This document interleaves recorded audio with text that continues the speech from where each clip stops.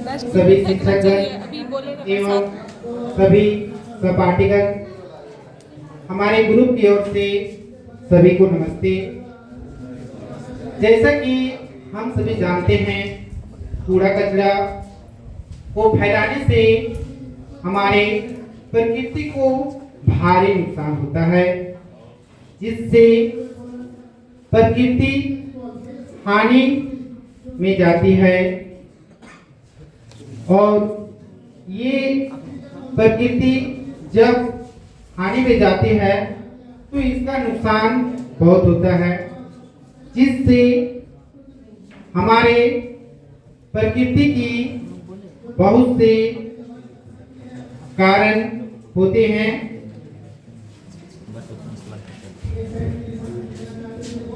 प्रकृति हमारे लिए एक सुंदर परिवेश है। ये हमें अनेक सुविधाएं देती है, इसलिए इसका सुरक्षा करना हमारा कर्तव्य है। कचरा हमारे लिए जहर के समान है। आज के जमाने के लोग और अपनी मनमाने के कारण वो कचरा इधर उधर फेंक देते हैं, जिससे गंदगी जहां जहां फैल जाती है और इसलिए सरकार ने कचरे के निवारण के लिए कचरा प्रबंध भी किया है। हमें कचरे को हमेशा कूड़ेदान में ही डालना चाहिए। इसके संदर्भ में कठपुतली के माध्यम से मैं ये बताना चाहता हूँ कि कूड़े कचरे को कहाँ पे डालना चाहिए। इस कठपुतली के शीर्षक का नाम है एक कदम स्वच्छता की ओर। इस कठपुतली कला में दो महिलाएं का जिक्र किया गया है। एक कमला है, नमस्कार। एक बिमला है, नमस्कार। एक सरपंच जी हैं, नमस्कार। और साथ ही साथ एक कचरे वाला है। नमस्कार। इस नाटक के माध्यम से मैं आप लोग को बताता हूँ कि स्वच्छ भारत कैसे रखेंगे और मैं इस कठपुतली को शुरू करता हूँ।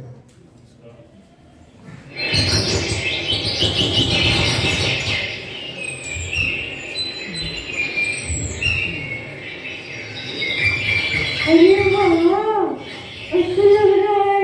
बिमला बड़ी गहरी नींद में सो रही है। नहीं तो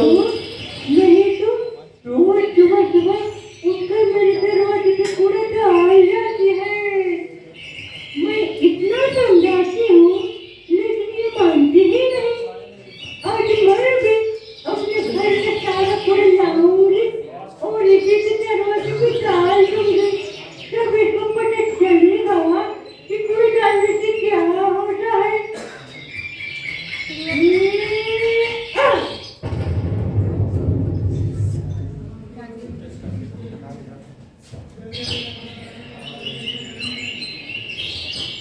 अरे आज इसने फिर से मेरे दरवाजे पर कूड़ा डाल दिया। कितना समझाती हूँ, लेकिन समझती नहीं है। लगता है लोगों के भूल बातों से नहीं मानते। मुझे भी कुछ ना कुछ करना पड़ेगा। ठीक है, अभी बताती हूँ इस कर्मचारी को। आज मैं भी अपने घर का कूड़ा लाई हूँ और इसके दरवाजे पर डालूंगी। तब इसको समझ में आएगा कि दूसरों के दरवाजे पर कूड़ा डालने से क्या होता है।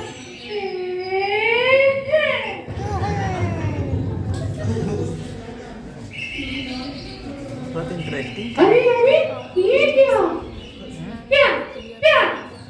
अरे यार, तूने फिर से मेरे दरवाजे पे कूड़ा डाल दिया। अच्छा, पहले तो तू डाली थी। क्या कहा तूने? मैंने डाली थी।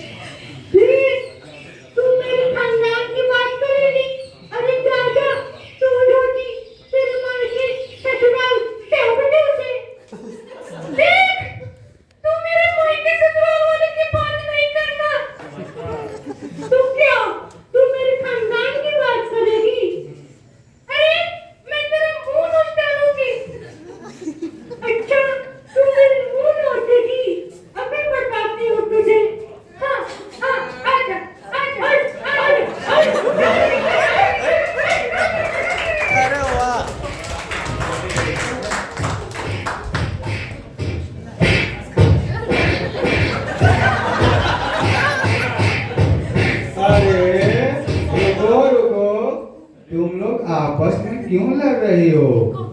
सरपंच जी सरपंच। अरे देखिए ना सरपंच जी, रोज रोज ये मेरे दरवाजे पर कूड़ा डाल जाती है। मैं सुबह से शाम तक सफाई करते करते परेशान हो जाती हूँ। अपने बच्चों को सही से स्कूल भी नहीं भेज पाती हूँ। अरे बस्तर, पहले तो उतारनी है। पहले तूने कूड़ा डाला था, पर तूने डाला था, तूने डाला था, तूने डाला था, तूने।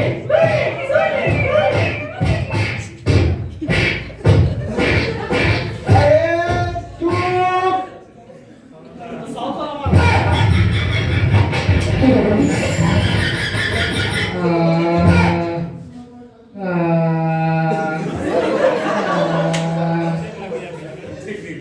अरे तुम दोनों की लड़ाई में तो मेरा ही कंजूबा निकल गया। तुम इधर बैठो, तुम इधर बैठो।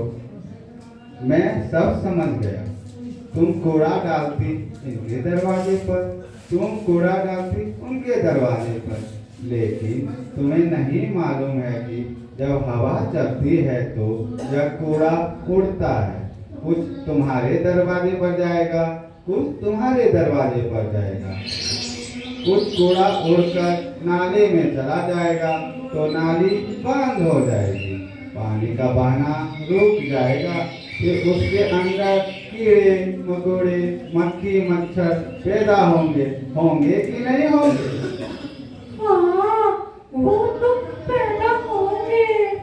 फिर वही कीड़े मकोड़े वही मक्खी मच्छर उड़कर तुम लोगों के शरीर पर बैठेंगे, तुम्हारे बच्चे के शरीर पर बैठेंगे, तुम्हारे खाने के सामान पर बैठेंगे।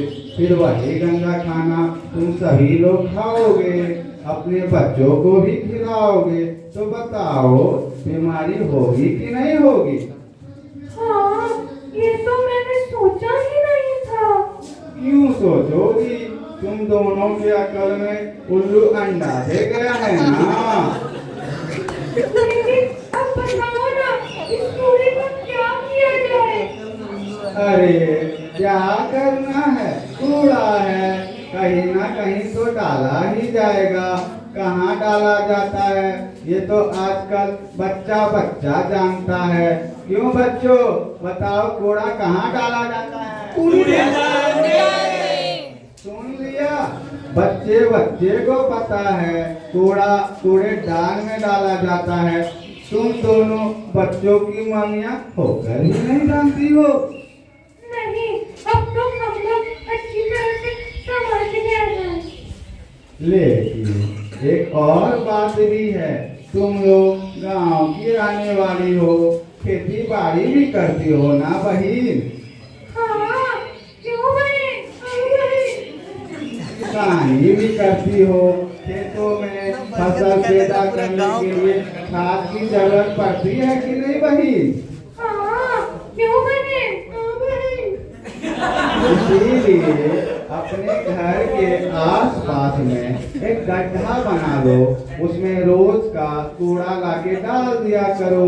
जब थोड़ा सा गड्ढा भर जाए तो उसके ऊपर हल्की सी मिट्टी डाल दो, फिर कूड़ा डालो। जब गड्ढा पूरी तरह भर जाए तो उसको मिट्टी से बंद कर दो। कुछ दिनों के बाद गड्ढे का कूड़ा सड़ जाएगा और अच्छा खाद बन जाएगा। उसको ले जाकर अपने खेतों में डालो और अच्छी फसल पैदा करोगी कि नहीं बहन? हाँ, क्यों बहन?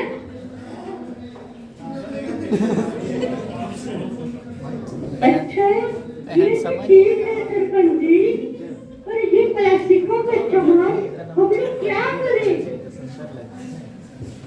अरे भाई, जो गाड़ी वाला हम लोग के घर के बाहर जो आता है वो खाली गाना सुनाने थोड़े आता है। देखे नहीं होगी वो क्या ले जाता है? देखे तो है, पर ये गंगा मकसद क्या है? हाँ, उसी में तो कचरा डालते हैं। जो प्लास्टिक नहीं गलता है उसे वही कचरे वाले गाड़ी में डालते हैं। फिर सरकार उस कचरे को पुनर्चक्रण के बाद उसका पुनः उपयोग करती है ना बहन। बहन अरे बहन देखो कचरा वाला आ ही रहा है।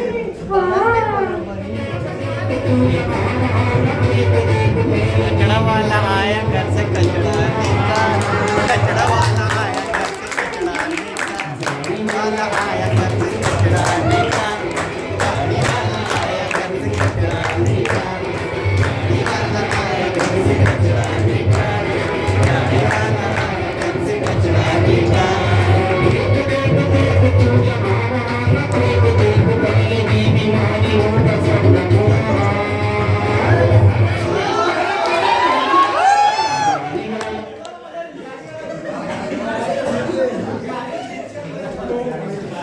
अरे वाह ये तो वही बात हो गई कि आप और दूसरियों के बिना यानी कचरे के बिना। बिल्कुल कूड़े के भी दाम। दुनिया में कोई भी चीज बेकार नहीं होती है, पर जरूरत है अपने अंदर समझदारी रखने की और अपने आसपास साफ सफाई रखने की। और फिर देख रही हो ना बहन, इस समय हम लोग जहाँ पर खड़े हैं देवघर के इस पवित्र जगह पर, यहाँ पर इतना बड़ा मेला लगता है। अरे भाई आप लोग आते हो, मेला लगाते हो, कहीं चाट खा रहे हो, कहीं पकौड़ी खा रहे हो, कहीं जलेबी भी खा रहे हो। अब ये सब खाने के बाद आप लोग क्या करते हो? दोनों को वहीं उठाकर फेंक देते हो। ये नहीं ना करना चाहिए बहन। हाँ बहन। क्यों बहन क्यों बहन। क्यों बहन? हाँ बहन। जब सोने को फेंक देते हो फिर कोई जानवर आता है उसके पैरों में लगकर पूरे मेले में फैल जाता है। नतीजा होता है कि गंदगी बहुत फैल जाती है। फिर आप ही जब देखते हो कहते हो पता नहीं किसने गंदा कर दिया। अरे बहन ये जरूरी है कि हम सभी इस बात का ध्यान रखें, धोने को उठाकर कूड़ेदान में डाल दें, क्योंकि हर दुकान वाले अपने आसपास कूड़ेदान रखता है। आप तो देखी हो ना बहन। हाँ क्यों बहन क्यों बहन। फिर सभी लोग सहयोग करेंगे तभी तो इतना बड़ा आयोजन सफल हो पाएगा। मैं ठीक बोल रहा हूँ ना? बोलिए। अरे बच्चों आप लोग भी बोलो, ठीक बोल रहा ना?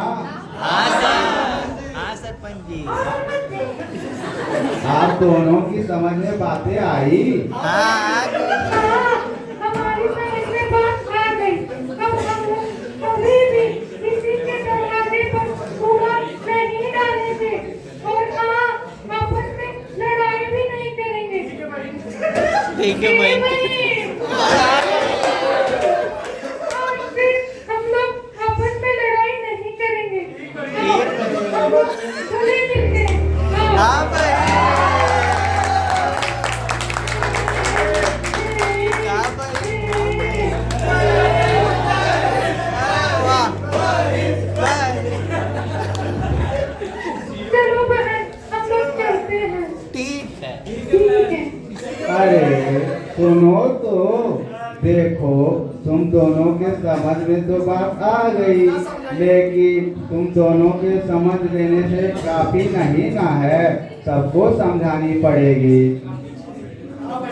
तो ठीक है हम लोग आज से ही जा करके अपने आसपास के सभी बहनों को, सभी भाइयों को, सभी बच्चों को ये बात बताएंगे।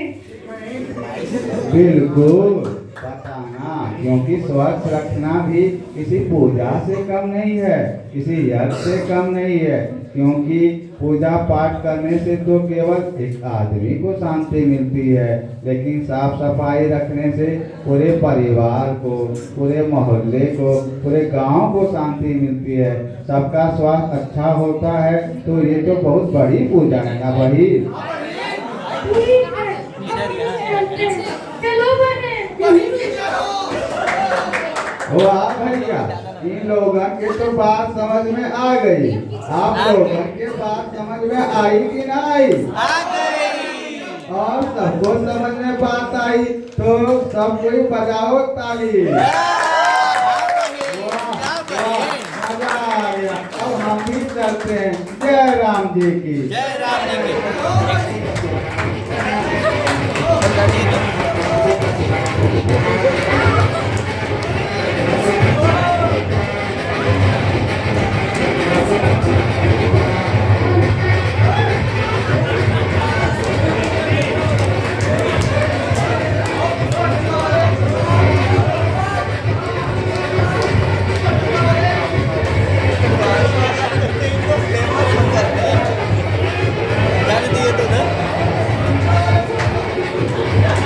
इसी के साथ प्रोग्राम की समाप्ति की जाती है।